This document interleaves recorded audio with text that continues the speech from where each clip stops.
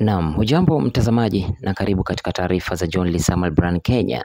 Iwapo ndio mara yako ya kwanza kujiunga kwenye channel hii, basi hakikisha kwamba umeweza kusubscribe ili ukaweze kuwa katika nafasi nzuri ya kuweza kupata taarifa zaidi kadri yanavyochipuka.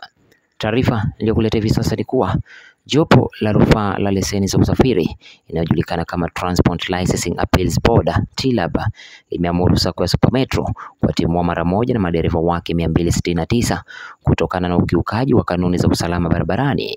Uamuzi huo umetolewa baada ya kikao kati ya Super Metro na mamlaka ya kitaifa ya usafiri na usalama barabarani NTSA. Kwa mujibu wa agizo hilo, majina ya madereva wanaopaswa kuachishwa kazi yameorodheshwa kwenye hati iliyowasilishwa na NTSA tarehe 10 Aprili mwaka 2025. Jopo hilo limeelekeza kuwa madereva hao waachishwe kazi bila kuchelewa.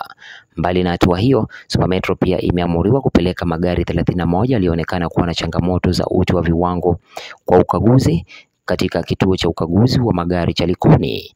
Baada ya ukaguzi huo, SACCO hiyo inatakiwa kuwasilisha ripoti za ufuatiliaji wa utekelezaji kwa kurugenzi ya usalama ya NTSA. Vilevile, magari 42 yaliyobainika kuvunja sheria za mwendo kasi yameamriwa kurudishwa kwenye kituo cha mitihani cha madereva cha Likoni kwa ukaguzi upya.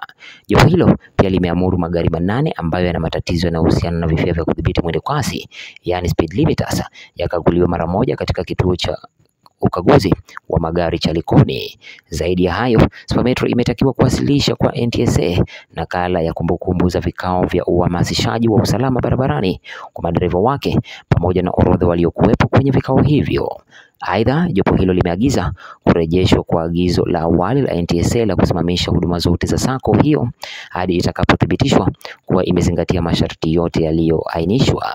Kesi hiyo itatajwa tena tarehe 17 Aprili mwaka 2025 kwa ajili ya kuthibitisha utekelezaji na kutoa maelekezo mengine. Agizo hilo linakuja siku moja tu baada ya Super Metro kutangaza kwamba ingesitisha huduma zake kwa muda wa siku 3. SACCO hiyo ilidai kuwa tayari imetekeleza 90% ya maagizo yaliyotolewa na NTSA pamoja na TLAB. Mnamo tarehe 20 Machi mwaka 2025, Super Metro ilisimamisha shughuli zake ili kuruhusu utekelezaji wa hatua za kiusalama. Hata hivyo, siku chache baadaye, jopo hilo ilisitisha kwa muda agizo hilo la kuruhusu magari ya kurejea barabarani huku utekelezaji wa masharti ukiendelea kufuatiliwa. Asante kwa kuitazama taarifa hii na usisahau kusubscribe, like, share pamoja na kukomenta.